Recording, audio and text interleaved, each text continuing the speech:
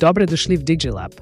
Нека поговорим за приобщаването, семействата и силата на спорта. Приобщаването не е въпрос на случайност. То се постига, когато семейства, общности и ангажирани хора действат заедно. За много младежи с интелектуални затруднения, семейството представлява първата и често единствена форма на подкрепа. Семействата предоставят емоционална подкрепа, чувство за сигурност и стабилност и подпомагат усвояването на основни житейски умения, като комуникация, самообслужване и социално взаимодействие. Те допринасят за изграждането на увереност и устойчивост у младите хора с увреждания, но същевременно често са изправени пред натиск, емоционално изтощение и социална изолация. Общностите играят жизнено важна роля. Те осигуряват училища, здравни услуги, приобщаващи спортни дейности и програми за заетост.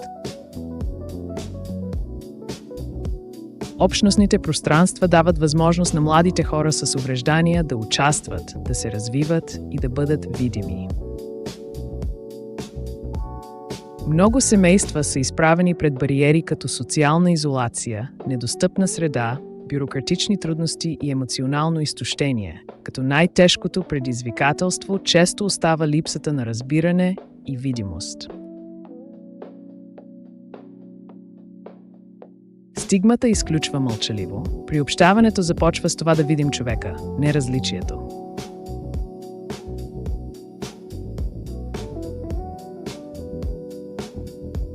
Спортът е повече от движение. Той създава приобщаване, надежда и увереност. Но за да стане това възможно, трябва да отворим вратите. Като млад човек, ти можеш да направиш промяната. Бъди доброволец, бъди съотборник, бъди човекът, който не отвръща поглед. Приобщаването означава да бъдеш видян, чут и добре дошъл. Всеки път.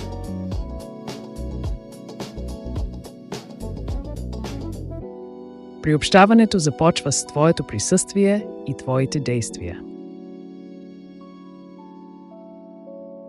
Семействата правят своята част. Общностите се опитват. Приобщаването не е благотворителност, то е справедливост. Бъди там, подкрепяй другите, създавай пространство, споделяй играта. Приобщаването започва с теб.